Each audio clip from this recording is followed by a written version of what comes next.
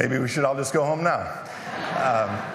Good evening, everyone. I'm Pastor Tim Westermeyer, Senior Pastor of St. Philip the Deacon, which is privileged to put on these community services we call the Faith and Life Lecture Series.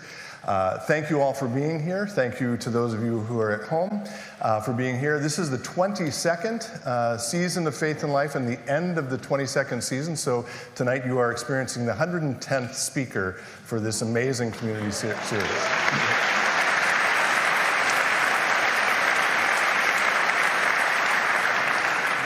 For 22 years, we have brought people in. I was talking to our speaker tonight about this. Most of them are not theologians or pastors. Most are lay people in any variety of kinds of work who come simply to talk about how Christian faith informs what they do. And so, again, we've had academics, we've had authors, we've had journalists, we've had doctors, we've had scientists, we've had artists, we've had athletes, and on and on and on. I will give you a word about tonight's speaker in a minute. Before I do that, though, I'll just give you a sense of the flow of the evening.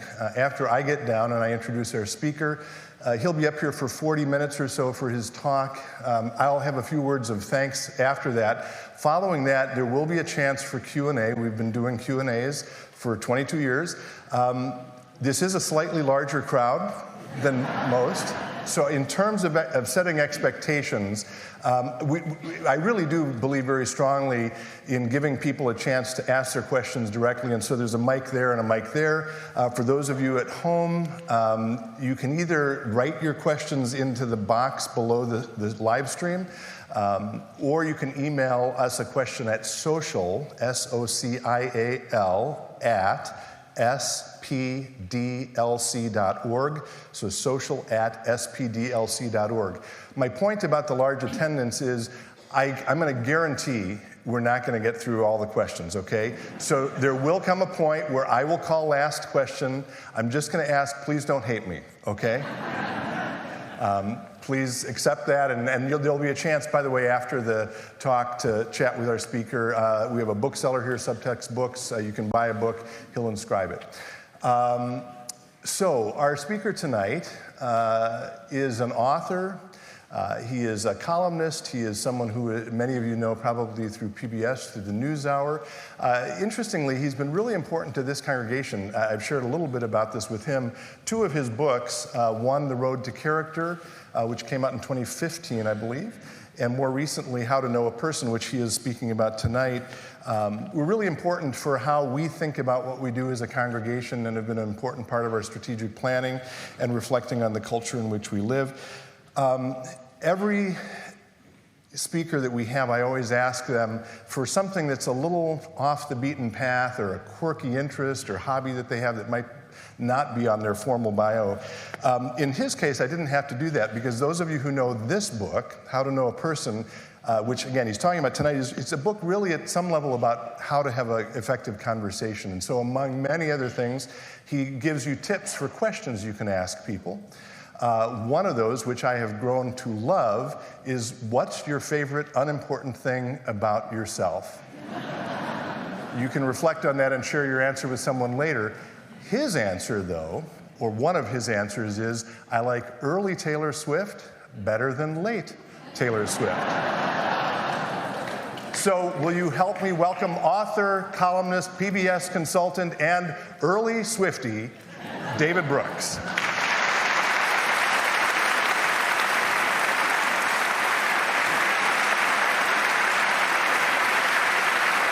Thank you, Tim.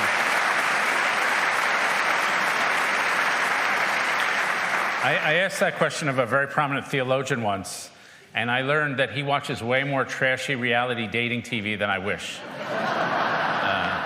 I wish I didn't know that about him, but now I do. So it's good to be here with you, Tim, and it's good to be here back in Minnesota. I spent a lot of time, especially in the Twin Cities area. I had family who were from Detroit Lakes. And Otter Tail. I remember first hearing about Detroit Lakes, I was like, that's like Newark Acres. Like, that didn't make sense to me. And it's also always a thrill and an honor for me to be on any sort of pulpit. I went to a small school in New York City, an elementary school called Grace Church School. And I was actually in the choir for a little while. And because it was New York City, our choir was about 30 or 40% Jewish. So we would sing the hymns, but to square it with our religion, we wouldn't sing the word Jesus. And so the volume would drop down in the church, and then it would come back again. And then I lived my adult life, and then in my 50s, I came to faith, and I learned during that process that when you're seeking, Christian sends you books. And so in the course of about 6 months, I got about 700 or 800 books sent to me, only 500 of which were different copies of Mere Christianity by C.S. Lewis. And then I came to faith in 2013 or so, and then the politics of the last 8 years happened. And when I came to faith, I thought, I know what Christians are like. They read Henry Nouwen, they read Frederick Buechner, they read Tolkien and people like that, Tim Keller. And I said this to a friend of mine who runs a seminary a year or two ago, and he said, oh, you thought it was all the Shire. You thought it was just the hobbits. But no, there's a bigger world out there. And so I've since come to learn that.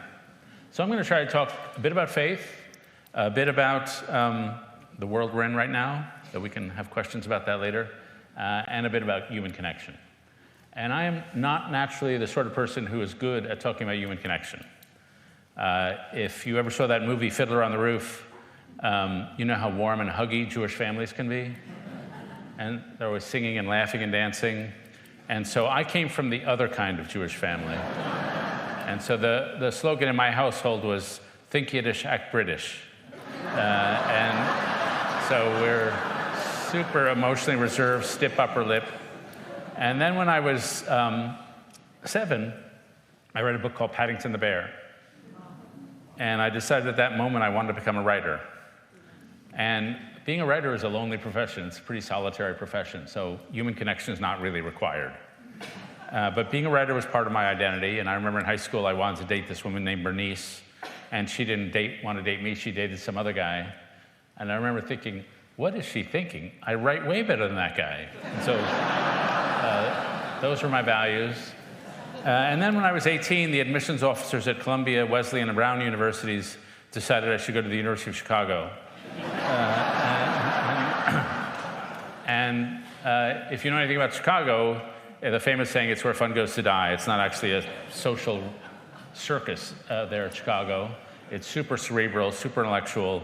My favorite saying about Chicago, it's a Baptist school where atheist professors teach Jewish students St. Thomas Aquinas. So very cerebral, and I fit right in. I had a double major there in history and celibacy while I was there. And freshman year, I entered my college roommate in the Golden Gloves boxing competition. He had never boxed a day in his life. And we gave him a nickname, the Kosher Killer, and then we trained the University of Chicago way, which is we didn't actually practice boxing, but we read a lot of books about boxing. And then I got out of school and I went into journalism, and again, very cerebral. I was hired as a conservative columnist at the New York Times in 2003, a job I likened to being the chief rabbi at Mecca. Not a lot of company there. And then I got a job in TV. And you would have thought that would have loosened me up a little, because TV is a more emotional medium than writing, sitting alone in a room and writing. But I got a job on the most cerebral part of TV, which was the PBS NewsHour. And we do these like 14-minute conversations about fiscal policy and things like that. And we have a very thoughtful viewership, somewhat seasoned.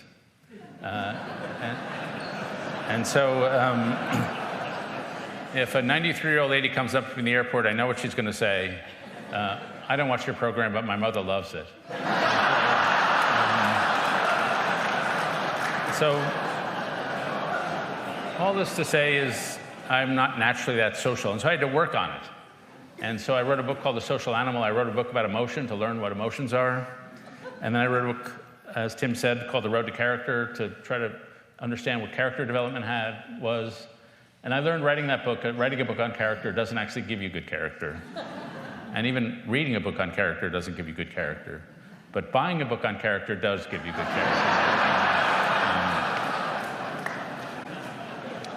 And I think eventually I evolved, and I can prove it because a couple of years ago I was in Nantucket in Massachusetts at a conference, and the speaker, it's a room like this, we were in a church, and he has a piece of paper he hands out to everybody, and it has lyrics to a love song on it. And he says, okay, I want you all to find a stranger, gaze into their eyes, and sing the love song to them. And if you had asked me to do that 15 years ago, I would have spontaneously combusted. But I found some old guy, I gazed into his eyes, and I sang the love song to him. And there was no spark, there was no chemistry between us, sadly. But it showed that, you can evolve. And I've tried to become a little more human.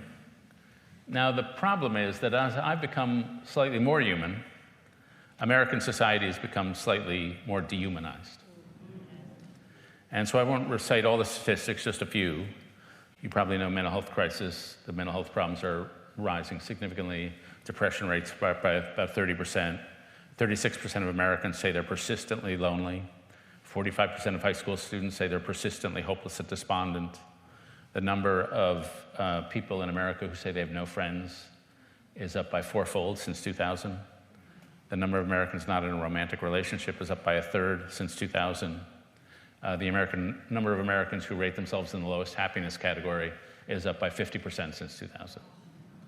So we've just become sadder. And when you become sadder, you become meaner, because you feel we evolved to be surrounded by people looking out for us. And when you feel nobody sees you, you feel you're under threat and you want to lash out. And so I won't recite all the mean statistics. The one that gets me is that a generation ago, 2/3 of Americans gave to charity every year. Now fewer than half of Americans give to charity. My sister-in-law is a nurse at a hospital in New Jersey, and she says their main problem is keeping staff because the patients have become so abusive, the nurses burn out and want to leave the profession. And this meanness shows up in our politics. And it shows up in the form of people trying to use politics as to fill the hole in their soul. Because politics gives you the illusion you can be a member of a community. But you're not really in a community, you're just on Team Red or Team Blue. Politics gives you the illusion of that you're doing righteous action for the country. But you're not sitting with the widow or serving the poor, you're just hating people on Twitter. And so if you try to solve, and there's a study by a guy named Ryan Streeter who found that people who say they're lonely are 7 times more likely to volunteer for political activity than other people. And so if you're trying to use politics to fill that hole in your soul, you're asking more of politics than it can deliver. And you're also trying to escape loneliness, but you're winding up in a state of cultural war. And so the most important statistic to me in American society is the decline in trust. 2 generations ago, you asked people, do you trust your neighbors? And 60% said, yeah, my neighbors are trustworthy. Now that's down to 30%. And it's very age-related. People in Boomer and X generation are still pretty trusting. But among Gen Z and millennials, only 19% say they trust their neighbor. They did a survey recently. They asked Gen Z, younger people in their 20s, do you think most people are selfish and out to get you? And 72% of young adults agreed with that statement. So imagine going through life like that. And so there are a lot of different stories to explain what's going on, and I agree with most of them. There's a technology story. Social media is driving us crazy. That's partially true. There's a sociology story, which is we're bowling alone. We're less active in civic life, so we don't know each other as much. There's an economic story. We're more unequal. But I'll just focus on 2 stories which I think are related. And the one is what you might call the loss of a secure base. One of my favorite sayings in child psychology is from a guy named John Bowlby. And he said, all of life is a series of daring explorations from a secure base. We need that secure base if we're going to adventure in life. And for most of us, the most important secure base, of course, is a secure attachment to mom or dad or some caregiver in childhood. But there are other forms of secure base. There's having a safe neighborhood, having a group of friends around you. And I think the most germane one, now that I'm standing on an altar, is believe that you're ensconced in a moral order, that there's something by which you can judge right and wrong. There's something morally that holds a community and a nation together. George Marsden was a historian who wrote of Martin Luther King that what gave King's rhetoric such force was the belief that there was a moral order built into the universe, that slavery and segregation and betrayal are not just wrong in some places and sometimes, but they are always wrong. And so there is such a thing as a moral law. And over the last few years, or maybe decades, as we've grown more individualistic as a society, we've privatized morality. We've told people, come up with your own values, come up with your own truth. And if your name is Aristotle, maybe you can do that. Most of us can't do that. But more important, if we don't have shared morals, we can't trust each other because we don't think I can't know that you're going to do what you ought to do. Walter Lippmann was a great columnist in the 1950s, and he wrote way back in 1955, if what is right or wrong is just something each individual decides based on his or her own feelings, then we are outside the bounds of civilization. And we talk about all the causes of social fracture, but I think the loss of a coherent moral order is a real undermining of our shared values and our shared lives together. The second story I'll emphasize is the most simple, which is that over the last couple generations, we've failed to teach young people how to be kind and considerate to each other in the concrete circumstances of life. These are just basic moral skills. How do you sit with someone who's grieving? How do you ask for and offer forgiveness? How do you break up with somebody without crushing their heart? These are just basic moral skills that could be taught, but somehow are not. For example, I was never taught how to end a conversation gracefully. I remember I went to my 5th high school reunion, and my only trick for getting out of a conversation in a cocktail party setting was to say, oh, I've got to go to the bar and get another drink. So 20 minutes into my high school reunion, I'm so drunk, I have to leave the place. And there's one skill that rises above all the other social skills, and that's the ability to make other people feel seen, heard, respected, and understood. Every family, church, company, or society is based on that skill. So how good are you in this room at that skill? Well, I don't know most of you, aside from the fact you're all very nice. But I can tell you with great confidence you're not as good as you think you are. There's a guy at the University of Texas who studies this, and the average person understands what's going on in another person's mind when they're talking to them about 22% of the time. Some people are pretty good, they're 55% of the time. A lot of people are 0% of the time, but think they're 100%. And those are the people who miss all the social cues you're sending them. So I've come to believe that in any group of people, there are two general sorts. There's diminishers and there are illuminators. Diminishers are never curious about you. They make you feel small and unseen. Sometimes I'll leave a party and I'll think, that whole time nobody asked me a question. And I've come to think only about 30% of humanity are question askers. The rest are nice people, they're just not curious about you. Diminishers do a thing called stacking. They learn one fact about you and they make a whole series of generalizations about who you must be. They're stereotypers. Illuminators, on the other hand, are curious about you. They interact with you and they make you feel warm and lit up. There was a novelist named E.M. Forster who wrote about 120 years ago, and his biographer wrote of him, to speak to him was to be seduced by an inverse charisma, a sense of being listened to with such intensity that you had to be your most honest, sharpest, and best self. It'd be great to be able to listen to other people with that level of intensity. There's a story told about Jenny Jerome, who was later on would become Winston Churchill's mom. But when she was a young woman in Victorian England, she was seated at a dinner party next to the Prime Minister, William Gladstone. And she left that dinner thinking that Gladstone was the cleverest person in England. And then sometime later, she's at a different dinner party, and she happens to be seated next to Gladstone's great political rival, Benjamin Disraeli. And she left that dinner thinking that she was the cleverest person in England. So it's nice to be with Gladstone. It's better to be Disraeli. So how do you get better? I'll just walk us through a few of the steps. The first is the gaze. When you meet somebody for the first time, you're unconsciously asking yourself the same questions they're unconsciously asking themselves, which is this person going to be nice to me? Am I a person to this person? Am I a priority to this person? And the answer to that question will be answered by the gaze, by the warmth of your eyes before any words come out of your mouth. In life, we tend to think we're being judged by our competence, but mostly we're being judged by our warmth. And so I was at a diner in Waco, Texas some years ago, and I was having breakfast with a lady named LaRue Dorsey, who was like 92, 93, and she presented herself as a stern disciplinarian to me. She had been a teacher, and she said, I love my students enough to be tough with them. And I was a little intimidated by this drill sergeant type lady. And into the diner walks a mutual friend of ours, a pastor named Jimmy Durrell, who caters to the homeless in Waco. The homeless were not comfortable coming into his church, so he started having services under a highway overpass where the homeless live. And he sees us both, and he knows us both. He comes over to the table, and he grabs Mrs. Dorsey by the shoulder, and he shakes her way harder than you should ever shake a 93-year-old. And he says to her, Mrs. Dorsey, you're the best, I love you.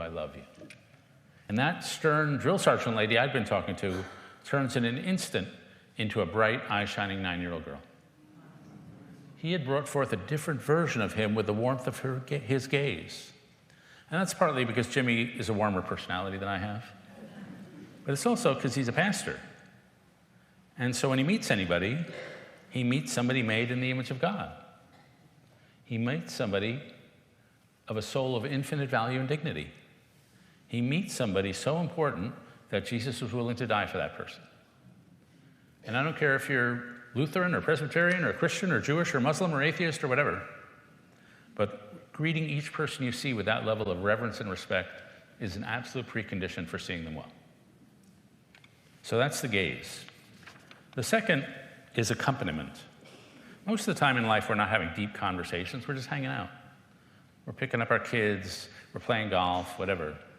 Accompaniment is an other-centered way of being with another person.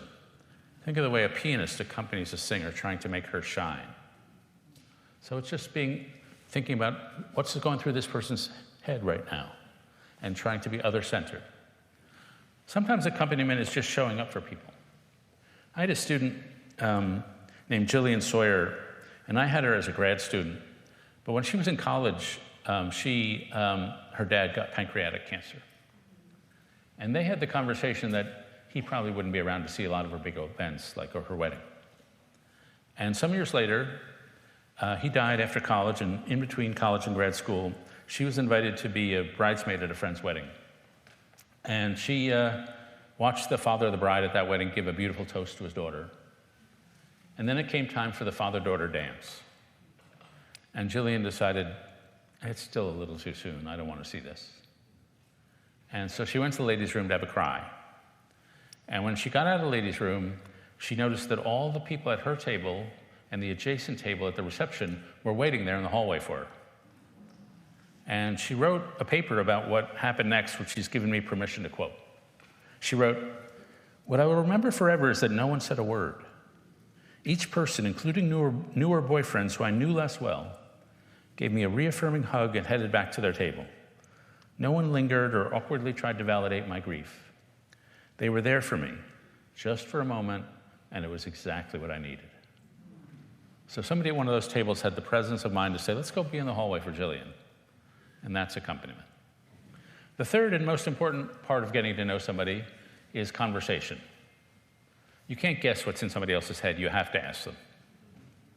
And so I went around when researching that book thinking, well, what are some tips for being a better conversationalist? I asked these experts. And they gave me a few. One is be a loud listener. I have a buddy named Andy who, when you talk to him, it's like talking to one of those charismatic Pentecostal churches. He's like, yes, yes, yes, preach that, amen, amen. Love talking to that guy. Another is don't fear the pause. If we're having a meaningful conversation, my comment starts at my shoulder and goes to my fingertips. At what point have you stopped listening so you can think of what to say next? Probably about here. So let me talk to my fingertips, then pause, and then make a response. It's an honoring way to hear somebody. Don't be a topper. If you say to me, oh, I just had this horrible flight, we were on the tarmac for 2 hours, I'm likely to say to you, oh, I know what you were going through. I was on a horrible flight. We were on the tarmac for 6 hours. And it sounds like I'm trying to relate. But really what I'm saying is, let's pay less attention to your inferior set of experiences and more to my superior set. Finally, keep the gem statement at the center. If you're disagreeing about something, there's probably something deep down you agree upon. So if my brother and I are fighting about our dad's health care, we may disagree about the kind of care he should get, but we both want what's best for our dad. That's the gem statement. And if we can keep returning to the gem statement, you can preserve the relationship amid disagreement. So these are some tips. But then the most important thing for being a good conversationalist is asking good questions. The quality of your questions determine the quality of your conversation. And I know everybody in this room was once a phenomenal question asker, because you're all former 3-year-olds. I just read a book by a woman named Susan Engel who found out that 2 or 3-year-olds ask, on average, about 150 questions an hour. And we've all been there. I have a friend named Naomi Way who teaches 8th grade boys in New York City how to be journalists. So the first time, she wanted to teach them how to be interviewers. And so she went to the front of the room the first time she ever did this and said to the boys, ask me anything and I will answer you honestly. And so the first boy asked, are you married? And she said, no. And the second boy said, are you divorced? And she said, yes. And the third boy said, do you still love him? She was like, whoa, whoa. And she started crying and said, yes. And the next boy said, does he know you still love him? And the next boy, do your kids know? They're like,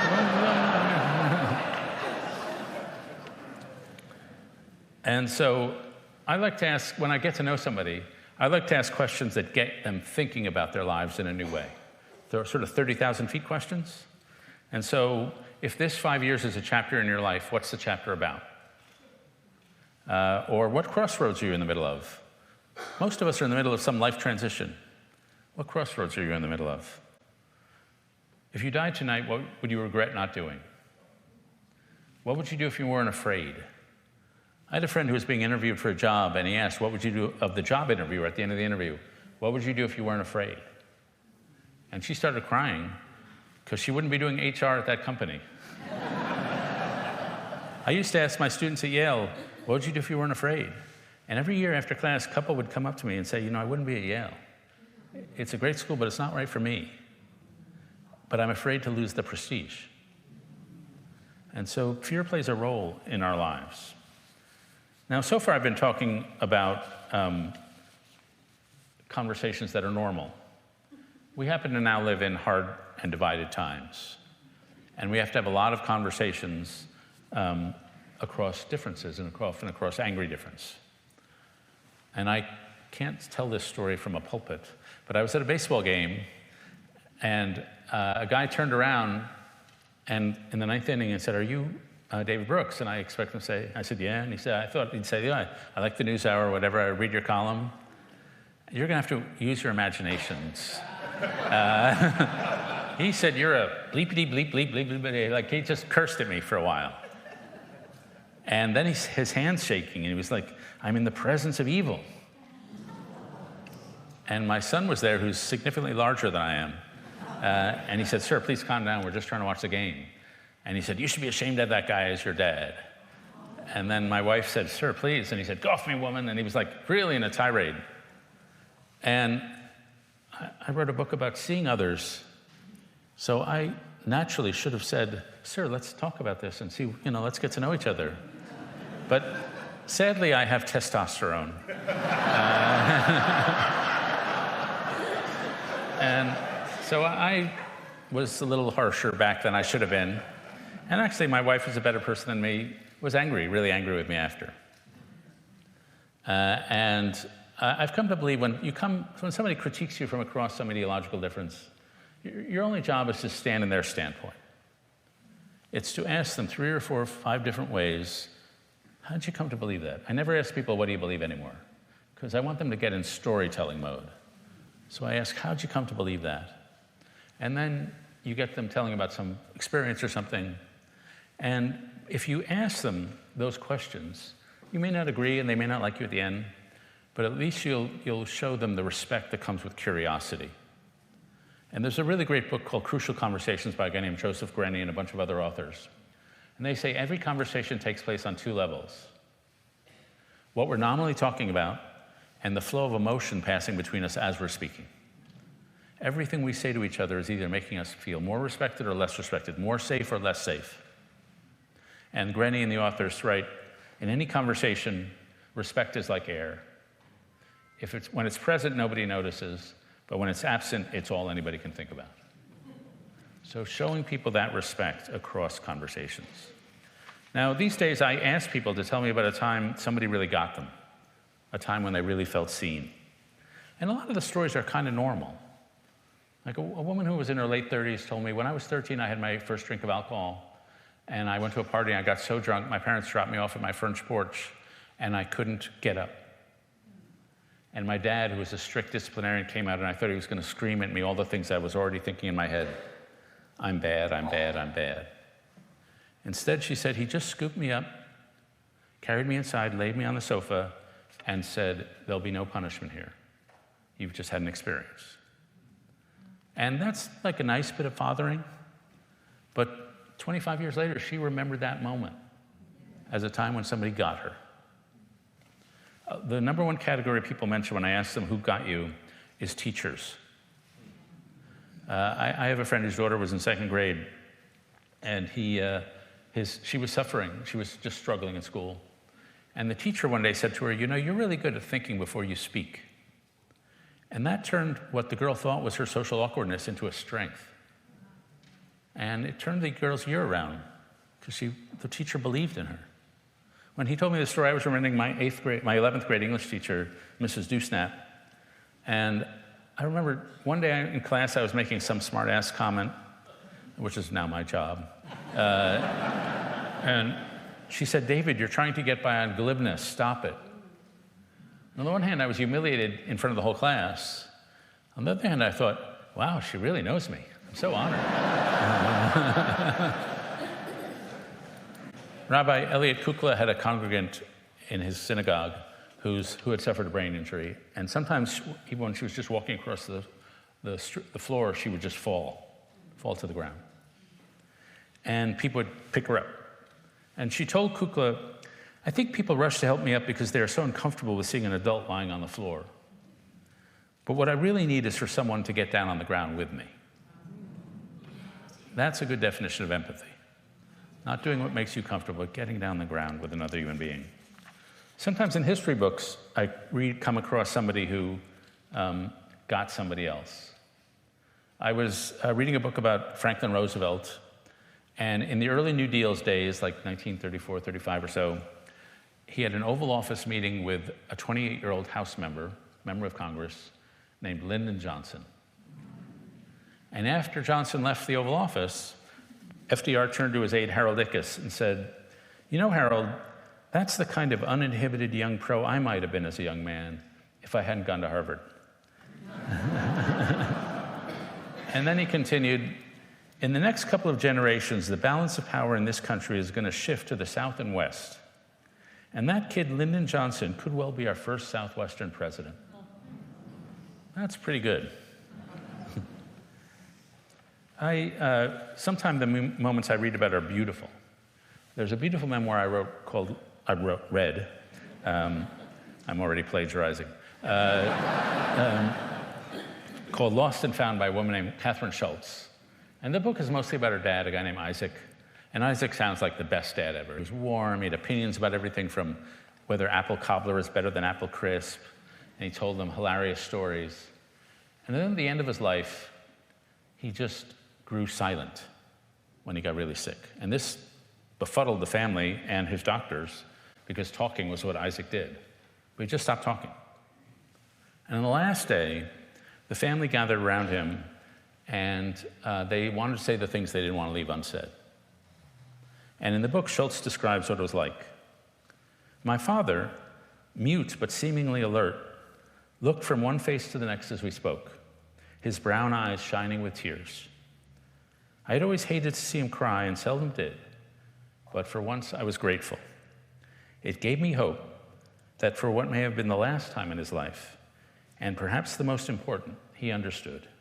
If nothing else, I knew that everywhere he looked that evening, he found himself where he had always been with the family, the center of the circle, the source and subject of our abiding love. And so that was a guy who died well seen. And it's good to be seen. It's also really beautiful to be the seer. A couple of years ago, I was sitting at my dining room table in Washington, D.C., reading a boring book, which is what I get paid to do.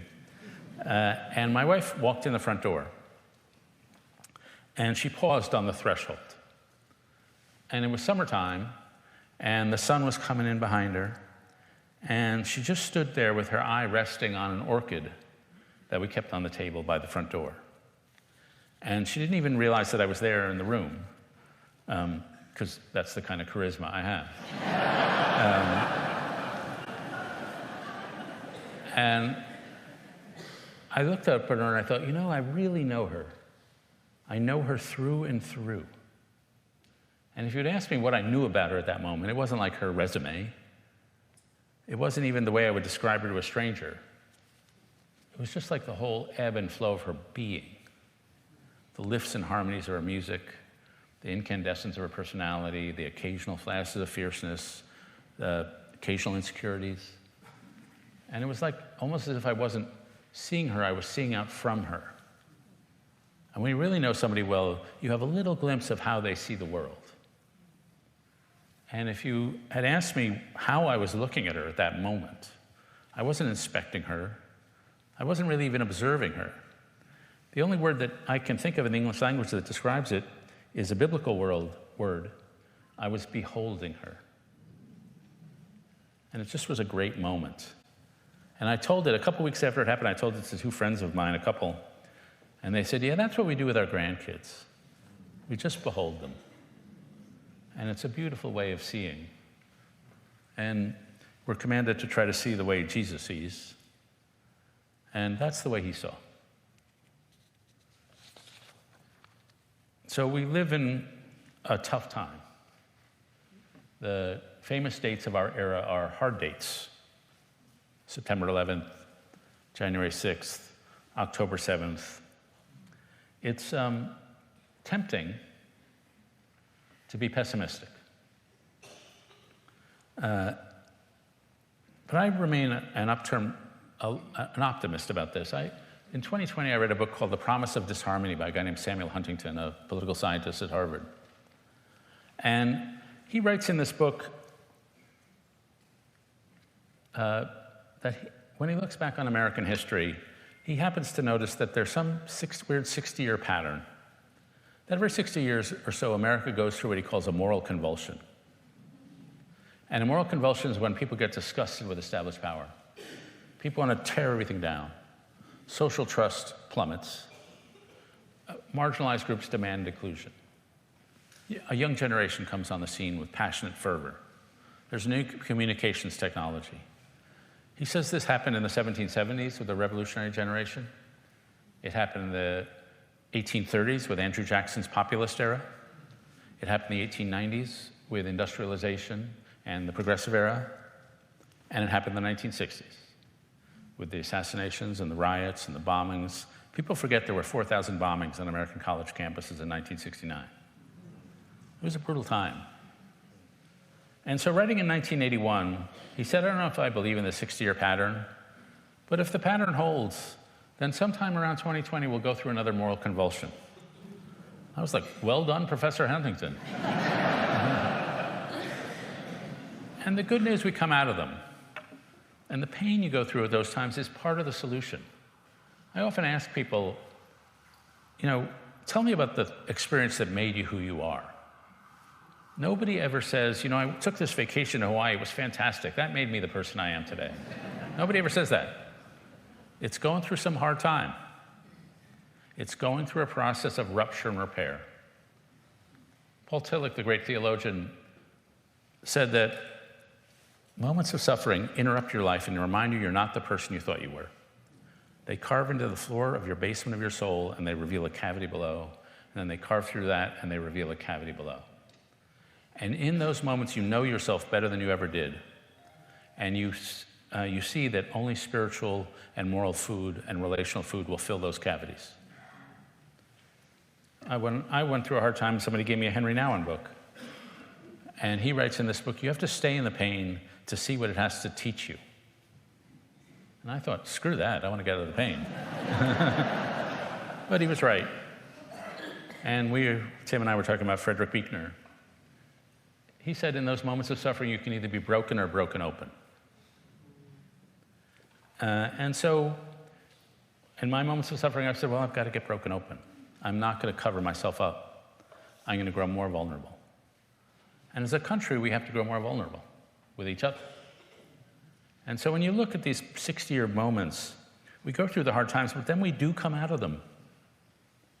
And we come out of them in I think, a three-step process. The first is we have a change in culture. In the 1880s, for example, American culture was dominated by something called social Darwinism, a belief in survival of the fittest, sharp-elbowed. It was a belief that poor people deserve to be poor because they don't work hard. And that was replaced by the social gospel movement, which was more communal. And people looked out for each other a little more. Then it was replaced by a civic renaissance. In the 1890s, within a few short years, we saw the rise of all sorts of community groups. The Boys and Girls Clubs, the Sierra Club, the Settlement House movement, Jane Addams in Chicago, the NAACP, the unions. Basically, Americans looked around and said, we've designed all our civic institutions as if American children are growing up on the prairies of Kansas. But we got 1 million kids in Chicago and Cleveland and Baltimore. We need to build community groups. And then finally, that led to the political movement, the progressive movement around 1900, which saw the creation of the FDA, cleaning up of government, the Civil Service Reform Act, eventually the Federal Reserve System. And so it went cultural, civic, and political. And that seems to me the right order of how nations do the process of rupture and repair. And the book I wrote was meant to be a contribution to the civic change, or to the cultural change, just giving us the basic skills to treat each other more kindly. I'm part of a group which we have some representatives here called WEAVE, the Social Fabric Project. And what we try to do is celebrate the civic renaissance that we're in the middle of right now. We go to towns around the country and we say, who's trusted here? And people start giving us names. And there are people in local communities everywhere in America who are building trust, who are serving their neighbor and living in the communities they serve. And sometimes they have big organizations and nonprofits, sometimes they don't. We ran into a lady in Florida who said, and she was helping elementary kids cross the street after school. And we said to her, do you have time to volunteer in your neighborhood? And she said, no, I have no time. And we said, are you getting paid to help the kids cross the street? And she said, no, but in the afternoons I help the kids cross the street. And we said, what do you do the rest of the day? And she said, well, on Thursdays I take food to the hospital so the patients will have nicer food to eat. And we said, do you have time to volunteer in your neighborhood? And she said, no, I have no time at all. And she didn't see that as volunteering, it's just what neighbors do. And that's the civic renaissance we're in the middle of. The political, that'll take some time. But I'm convinced that this harsh moment we're going through is just part of another process of rupture and repair. Now, now it's almost a year ago, or maybe a little more. After October 7th, maybe 2 or 3 months after October 7th, I was in a bar at a hotel. And if you'd seen me, you would have said, sad guy drinking alone. But I call it reporting.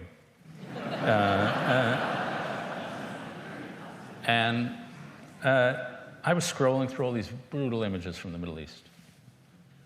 And I get to an image of the novelist James Baldwin being interviewed. A little black and white video. And he's speaking to an unseen interviewer, and he says, there's not as much humanity as one would like in the world, but there's more than you would think. There's enough. And he says, what you've got to remember when you walk down the street, every person you meet, that could be you. You could be that person. You could be that man, you could be that woman, you could be that monster, you could be that saint. And you've got to decide for yourself who you want to be. And I looked at that little video, and James Baldwin had the right to be bitter. He had the right to close up because this country had treated him terribly because of his race and other things. And yet, he was still making the ultimate humanistic statement. Every person you meet, you could be that person. And the phrase that popped into my mind was defiant humanism. That even in harsh times, he was determined to be humanistic toward the people he met. And it seems to me in the harsh times we live in right now, that's our calling. Thank you very much.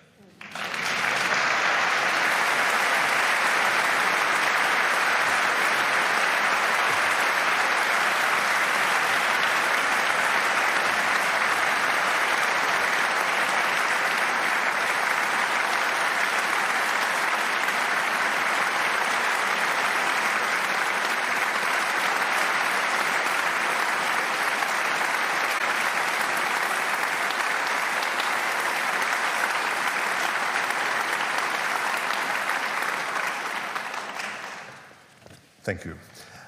We're going to let him rest his voice for a minute. Again, after I'm up here, after a few announcements, you'll have a chance to ask questions, again, either here in the sanctuary. And by the way, I forgot at the beginning of the night to, thank you all for being here. I did forget to thank those of you who are sitting in some overflow areas of our congregation, of our church. So if you're in the fellowship hall or the CFL or the learning center, or I'm not sure where you all got stuck, but there are more people right here tonight than we had at our largest service on Easter Sunday morning. So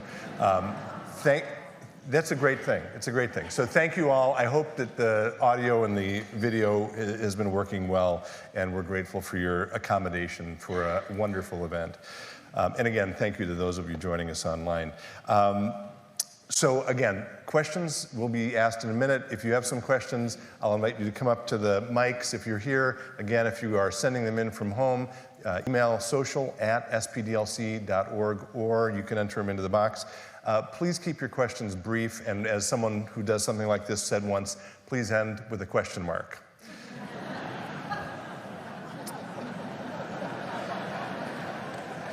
Thank you for laughing. But also comply. I always like to plug our next event. This is, as I said, this is the final event in the 2024-2025 season. Our next event, and this is actually in your programs tonight, will be next October. October 23rd, it'll feature a gentleman named Brother Richard Hendrick, who is a Capuchin Franciscan priest from Ireland, and he will be talking about faith and meditation. And so I hope you'll mark that on your calendars, and I hope we have as large a crowd for him as we did tonight. If you would like to be reminded of that, you can sign up to all of our social media stuff and sign up for our email at our website and so forth. I always, and I hope you'll indulge me a little bit at more length tonight, it's so important to say thank you to the individuals and organizations that make this series possible. I've said a couple of times, this is now the end of the 22nd season. It is not a budget item of the church that I'm privileged to serve. It is funded entirely 100% through generous donations from individuals and corporations. And I'm very proud of this. From day one, or from year one, we have operated in the black as a result of those generous donations. Many, many people make up the long list of individuals who support this series so generously. Many of them are here tonight. If you will permit me, I'll just say a word of thanks to some of our corporate underwriters, Crossroads Financial Group, Jim and Elizabeth. Thank you. I don't know where you ended up sitting. I hope you have a seat somewhere, Jim. Savills, Jim and Ruth Ann. Savills used to be Cressa. Thank you very much. Malley Design, Brian and Danae. Mastercraft Labels, Jeff and Patrice. The Valuation Group, Paul and Robin. Productivity Inc., Greg and Lisa, and Rapid Packaging, Phil and Mona, and then Bay Creek Dental, Paul and Patricia. And again, you see the names of many, many others. It's their generosity that make amazing events like this possible. Will you please join me in thanking them?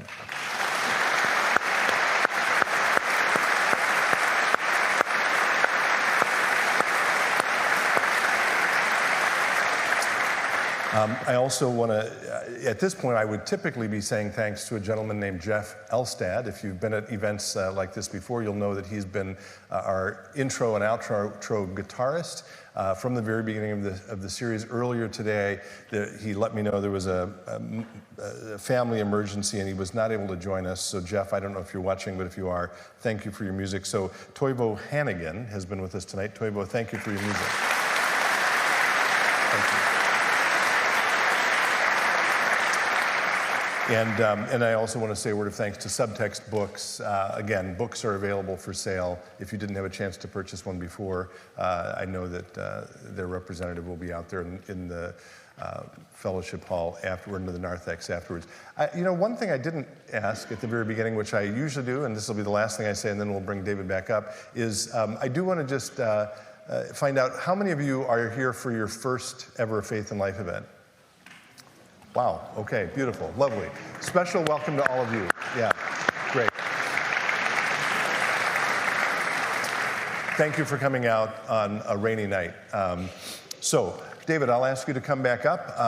If there are questions, again, we'll take questions for 15, 20 minutes, and I will, at some point, need to call final question. But if people in the house have a question, please come to Mike to my right or to my left, and we'll begin.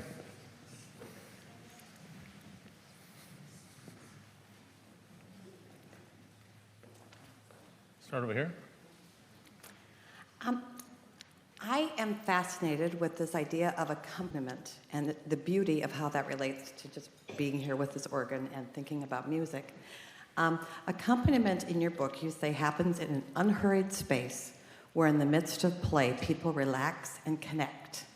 I'm a teacher of 37 years, first grade, pray for me.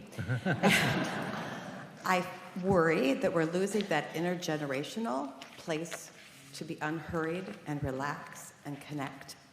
So thinking of your statistics of all of the people and knowing that we are people of action here, but the people in the world that are left out, the youth, the elderly, what through Weave have you seen or do you recommend that we can take action steps toward to accomplish accompaniment in more places? Yeah, thank you for that. Yeah, it's striking, and first, thank you for teaching. First graders for 37 years, I'm impressed.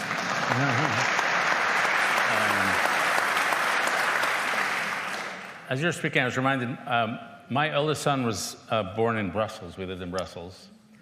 And he, God bless him, woke up every morning for 3 years at 4 in the morning sharp. And in Brussels in the wintertime, it doesn't get light until about 10 a.m. And so I would play with him for 5 or 6 hours before going off to work. And about a year and a bit in, it occurred to me that I knew him better than I'd ever known any human being. Because we played for 5 or 6 hours every morning, and he knew me better than anybody had ever known me because I was more emotionally open. And we had never said a word because he couldn't talk yet. And so it occurred to me how much you can, just through the sheer act of play, you can get to know somebody. And then I was in a basketball game. I'm still periodically in it with a bunch of guys, and you can imagine the quality of our play. But we've never had a deep conversation. But just through the sheer act of, passing a ball, trash talking, high-fiving, you get to know somebody. And I judge people by how well they are at passing. Like, generous people are really good basketball passers. And so that's the kind of play. And kids, of course, that's their natural go-to. Kids come out of the womb hungry for a face to see. Apparently they have eyes like Rembrandt. Like when they see faces, they're really good at focusing 18 inches away. These are babies. But beyond that, it's all kind of dark. And so they're just wired to make that connection. If you go on YouTube and watch and type in still face experiment, if the mom shuts down emotionally, the kids panic because that connection is gone. And then I talked about the questions that they ask. And one of the disturbing things is sometimes when they go to school, and not first grade, but later, the teachers have to cover content. And so if the student is asking a question, the novelist Vladimir Nabokov said, curiosity is the ultimate form of insubordination. Because you're going off. I'm curious about that over there, or that over there. And sometimes when you've got the teachers have to cover content, they said, no, we can't ask questions here. We need to keep going and covering content. And the woman who wrote the book on this, named Susan Engel, was in a science class, and the kids found this scale, one of these weighted scales, and they started experimenting with it. And the teacher said to them, we don't have time to experiment now, we're doing science. And so I worry it's not about teachers. All teachers love curiosity. Why would you not go to teaching if you don't love curiosity? But the systems we put people in. And I was at a class last week at a very nice, one of the elite colleges in the Northeast. And I asked the kids, how much free time do you have? And if they had said I had none, I would have expected that.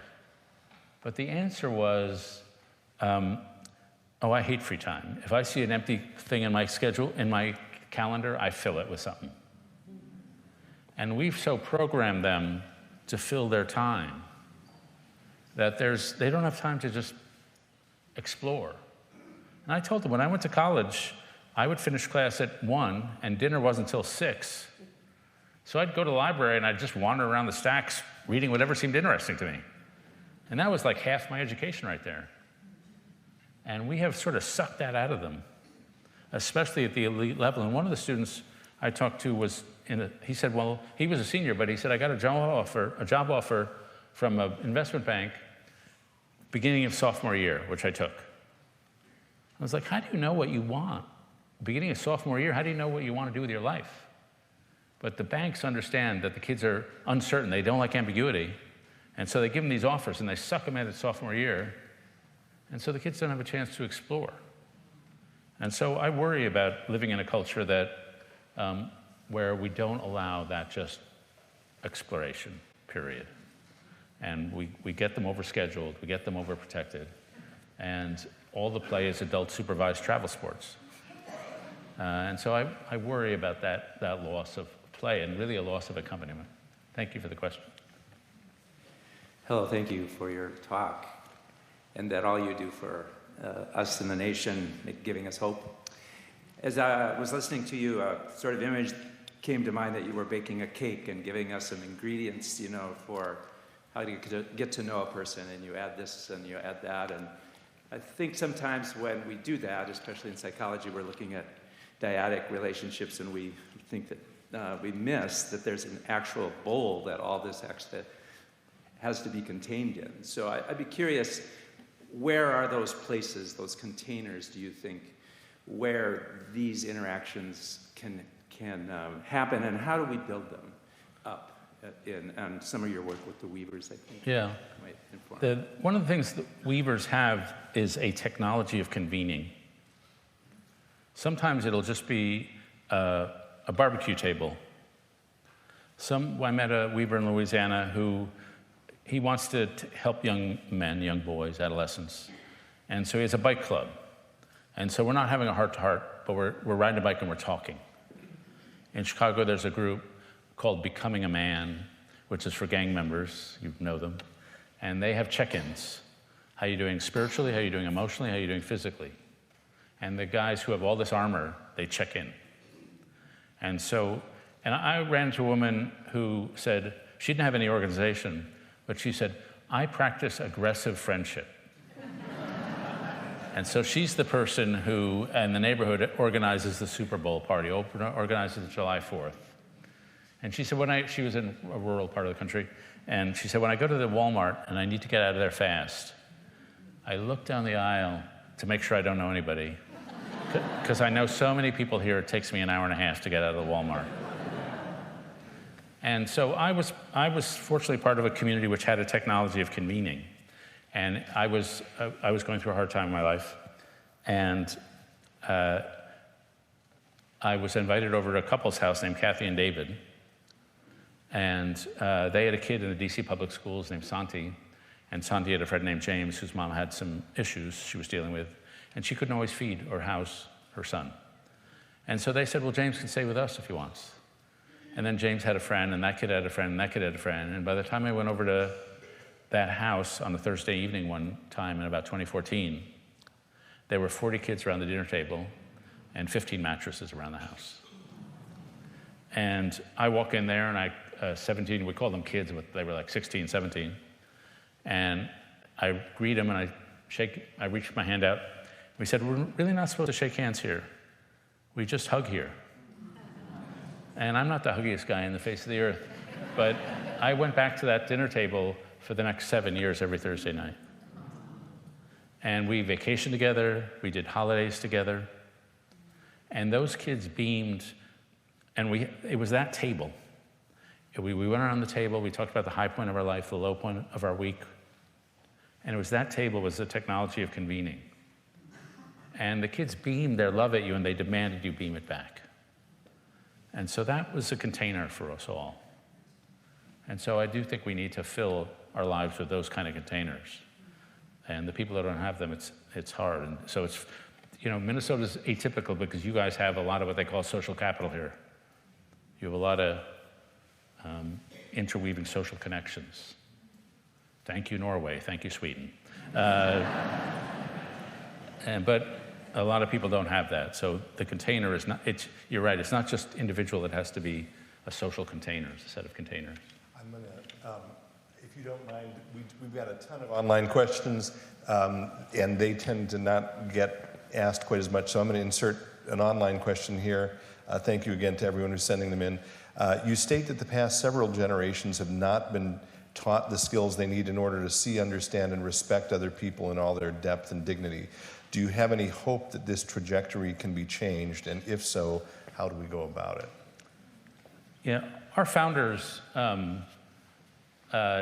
looked at the people they were creating this democracy out of, and they said, human beings are wonderfully made, but fundamentally broken.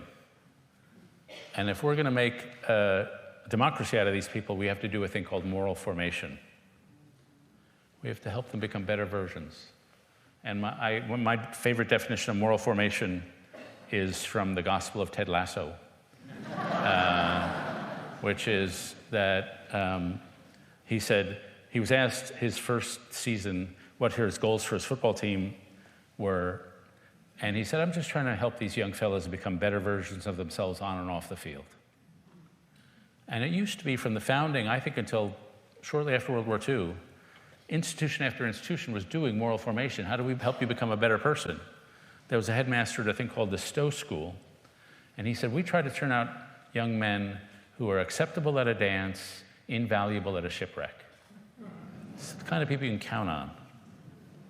And so the Boy Scouts and the Girl Scouts were doing it, the unions were doing it, churches were obviously doing it, and teaching virtues, teaching basic social skills. And then in my view, after World War II, somehow the idea spread throughout the culture that human beings are not wonderfully made and beautiful, but fundamentally broken. But it became we're wonderful inside. And that if there's evil in the world, it's not because of us, it's because of institutions. And if you live in a culture where people think, oh, I'm wonderful inside, I just need to worship the God inside, you don't need to do moral formation. You just do self-actualization. And a lot of organizations got out of the moral formation business and into the self-actualization business. And my students are not, obviously they're wonderful kids, but they're morally inarticulate. They don't know the basic vocabulary of how to improve. I was once, before The Road to Character came out, I was on a show, and I was talking about sin. And an editor at another publishing house wrote me an email. He said, I love the way you talk about your book, but I wouldn't mention the word sin. It's too dark. And he said, why don't you use the word insensitive? It's like, it's not exactly it.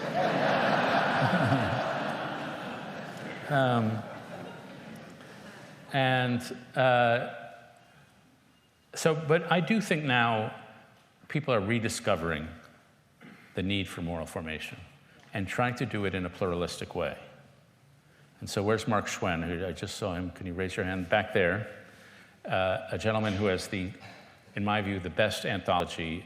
If you want to read a book on applied morality, how to lead a better life, the anthology, the Mark edited, called Leading Lives That Matter, is the best one.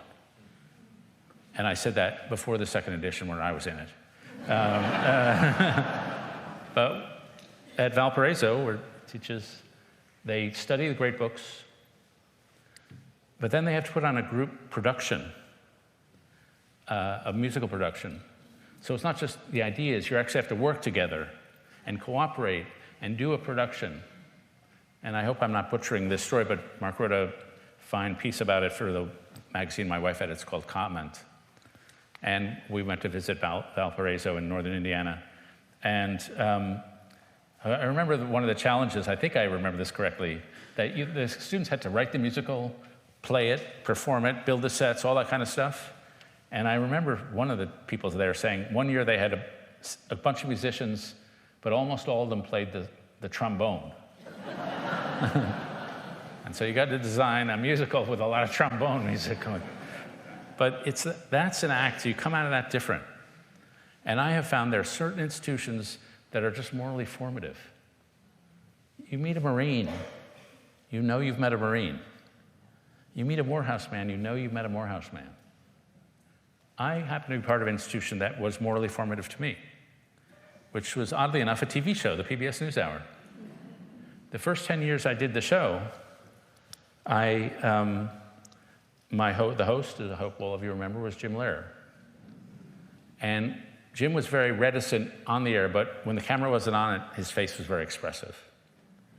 And when I said something he liked, thought was classy or smart or intelligent, I could see his eye crinkle with pleasure. And when I said something he didn't like, thought was crass or stupid, I could see his mouth downturn with displeasure. So for 10 years, I just chased the eye crinkle and tried to avoid the mouth. And he never had to say anything to me. It was just those subtle gestures that communicated, this is the NewsHour way of doing things. These are our standards. And he didn't only teach it to me, he taught it to the whole team. And so Jim has been dead for, 7, 8 years. But the moral ecology he created at the NewsHour is still living on after him. And that's a beautiful legacy to leave behind. And so I'm hopeful. Every school I go to now has somebody doing moral formation. A teacher, there's a guy in UVA named Mark Edmondson who, he says, I teach poetry to help my students become better people. I went to the University of Chicago, and the professors I had thought, if you read these books carefully and think about them deeply, you will have the keys to the magic kingdom of how to live. And their fervor wore off on all of us. And once you've tasted the fine wine, it's hard to settle for the grape juice. And it leaves a legacy. So I'm hopeful that so many institutions are now thinking, yeah, we got to be part of this. So, over here. I'm sorry, over here. David, with your permission, I'd like to take us more into the political arena. I'm thinking about, you and I are roughly the same age, which means we were in college at roughly the same time. And I think about, I studied political science and history, and I think about Tip O'Neill and Ronald Reagan making deals in the White House. And that all seems gone, and that part of the Republican Party seems gone. The party of Ronald Reagan that believed in free trade and a generous immigration policy, and I'm a veteran, support for veterans, all of the things that the Republican Party was in those days. And because I have to get through these days, and because I have children, and hopefully someday grandchildren, I have to think about a post-Trump world. How, in your view, does the Republican Party find its way back to some degree of what Warren Harding called a return to normalcy? And I understand from what you said tonight that the quality of your answer depends on the quality of my question. So if this goes south, I'm ready to take I'm ready to take the blame. Thank you. Thank you for that. I had mentioned to Tim that my first wife, her dad was college roommates with Walter Mondale and Don Frazier here. her dad, she moved to Washington when her dad went to work for Orville Freeman, the Department of Agriculture. And her first job was with Dave Dernberger. And he died, I guess, within the last 2 years. But I was here in Minneapolis at a church, and I still call him Senator Dernberger, came to talk, and I got a chance to be with him after the talk. And I said, Senator, I just want to thank you you were the one who inspired me to become a moderate Republican. That was a really winning hand you dealt me there. That really took off, that whole moderate Republican thing.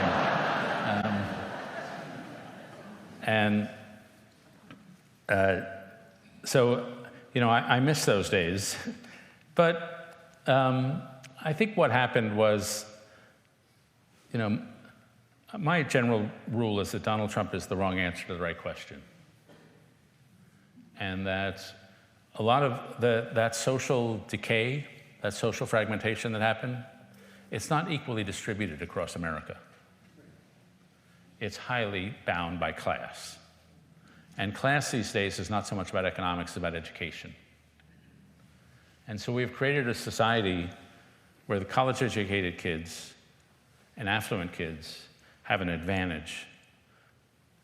Starting at age 3, 50% more likely to be in preschool programs. By 6th grade, affluent kids are 4 grade levels above less affluent kids. By college, if you come from the top 1% of earners, your kid is 77 times more likely to go to an Ivy League school than less affluent kids. A lot of these fancy colleges, they have more kids from the top 1% of families than the bottom 60%. At the beloved New York Times and the Wall Street Journal, 54% of our employees went to the same 32 elite colleges. So we've created a caste system. And high school educated people now die 10 to 15 years sooner than college educated people. They're 5 times more likely to have kids out of wedlock. They're 5 times more likely to die of opioid addiction. And they're 2.4 times more likely to say they have no close friends. So if you build a system where one class of people gets to win generation after generation, and another class of people loses generation after the generation, they're going to flip the table. And that's what they did. And I ran into a guy in North Dakota, this was several years ago now, who was a Trump supporter, and I always ask, where'd that come from? Tell me about how that happened. And this guy said, let me tell you about the best day of my life. He was 70 when I was talking to him. And he said, this happened to me when I was 35. And I was the foreman of a section of a plant that made casings for air conditioning units that go on top of office buildings. And they changed the technology. I was no longer qualified. And so they laid me off. And so I was just going to pack up my bag in a little box and leave the plant quietly. And I opened the door of my little office. I walked out, and there are 3,600 people forming a double line, all the employees at the plant. And I walked through that double line as they applauded me all the way from my office door, across the plant, across the parking lot to my car door. And he said, that was the best day of my life. They just wanted to show him what a good guy he was. And he said, every job I've had since then has been worse, more job insecurity, lower pay, fewer hours. And my mother-in-law is very sick, and we can never leave her alone. And so my job has been downhill for 35 years. And so that guy may be a jackass, but I need to change. And I may not agree with how he voted, but as almost everybody I talk to, I get where they're coming from. And frankly, if Donald Trump had come in and said, we were elected disproportionately with the support of working-class voters. So our job is to fix the health disparities, fix the education disparities, fix the income disparities. If he'd come in saying that, I would go Donald Trump. But he doesn't do any of that. He's just going after the elite institutions where he thinks progressives are. And so will the Republican Party come back to the way it was under Jacob Javits and Dave Dernberger? I kind of doubt it in our lifetime. But I do think there will be another party. And I'll just say one other final political thing that I've been thinking about. The president we've had in our history most like Donald Trump is Andrew Jackson. He was a populist, a bit of a narcissist, and his opponents accused him of shredding the Constitution. And he made some gigantic mistakes, and the biggest one was he got rid of something called the Second Bank of the United States, which was an early version of the Federal Reserve System. And that led to the second longest depression in American history. And that opened up room, shifted the whole political momentum, and opened up room for the Whig Party. And the Whig Party, they were the descendants of moderate Republicans. If liberals believe in using government to enhance equality, and libertarians believe in reducing government to enhance freedom, Whigs believe in limited but energetic government to enhance social mobility. It starts with Alexander Hamilton, it goes to Henry Clay and Daniel Webster, and it goes to the politician most famous for growing up in the Whig Party, Abraham Lincoln. And the Whigs, and then later the Republicans, created the Land Grant College Act, the Morrill Act, which you guys know something about in Minnesota. And they created the railroad legislation, the Homestead Act. They created a dynamic economy, and that, to me, that was the secret. And so now there are 6 Whigs left. I'm one of them. But it's just a tendency in American life and American history that doesn't yet right now have a political representation, but it's in our culture and it's in our legacy. And so in some form, whatever party, there are going to be Whigs who believe in limited but energetic government to enhance social mobility so poor boys and girls can rise and succeed. And so that'll come back, but I don't know in what form. All right, I told you all this time would come. Let's do, fine. Let's do one final question if we could. And I apologize again, I knew that I would have to call that. So, and sorry to cut off the applause, I didn't mean to do that. If you can't tell, I am probably way below the medium age of the typical NewsHour viewer. I noticed. Thank you. I am very excited to actually meet you in person. So a few months into this new administration, my partner and I, who's also Black, we looked at each other and we both went, we're done. And we are currently getting our ducks in a row to currently move to Europe. So for those of us who are wanting to take a breath from the suffocating sea that we're currently in the midst in, taking a step back and getting a 50-foot view of our country and what things can we learn from other cultures and other parts of the world to be able to potentially bring those back. What are your hopes for those of us who are just like, we're done, we're done. Yeah. I guess my hope would be, I talked about one of the times where we turned around the culture. And I mentioned the 1880s and 1990s with the cultural shift, the civic shift, and the political shift. One thing I should have mentioned about that period, which was good and productive in many ways, but the 1890s were also a period of lynching and racial terrorism. And so there's never a moment where we're all good. In many ways, that was a horrendous period in American life, especially for Black people.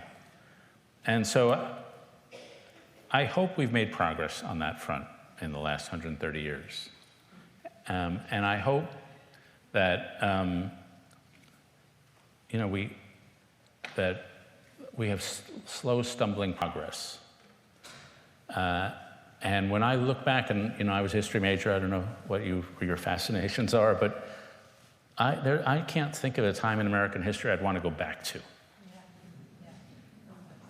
And so I think things look grim now for a lot of people, a lot of groups who are afraid of being discriminated, afraid of bigotry, afraid of being deported.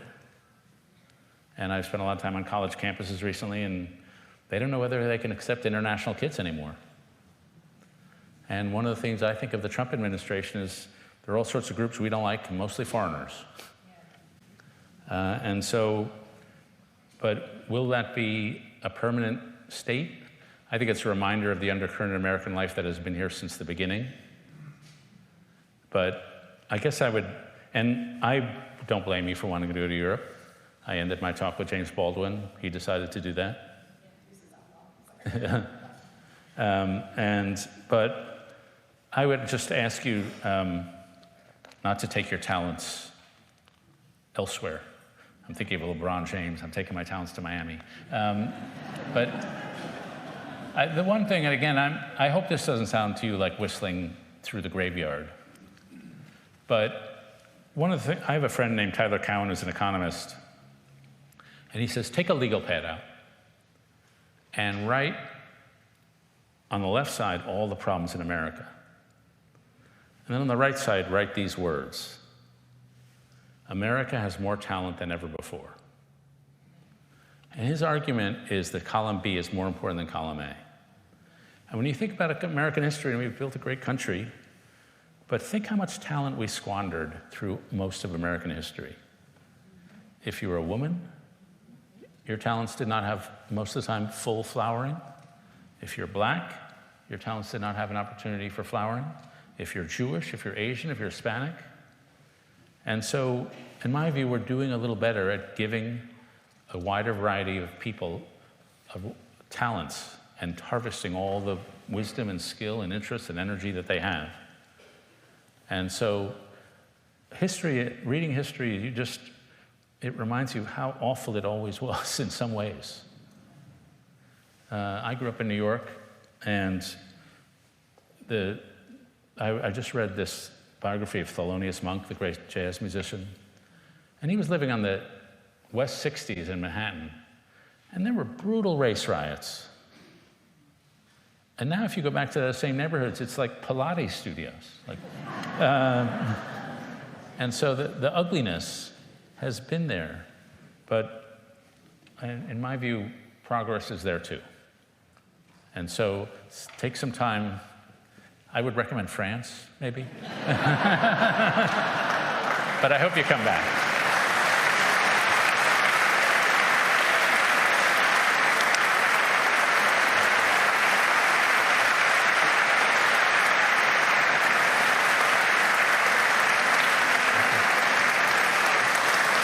David, stay here.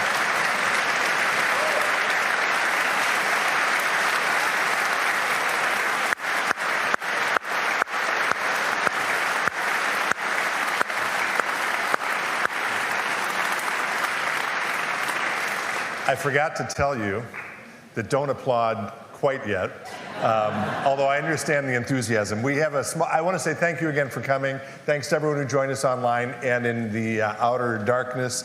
We have a small gift for David, and I'm going to give a little stage direction because I forgot to tell you this before. After I give you this, and after you all can applaud wildly again, David and I are going to walk through the center aisle, back to the narthex, where he'll be at a table where you can greet him and have him inscribe your book, okay? So please allow us to part the Red Sea there. So again, David, thank you so much for being here. The plaque says, with thanks to David Brooks for bringing faith to life, and we're so grateful for your presence.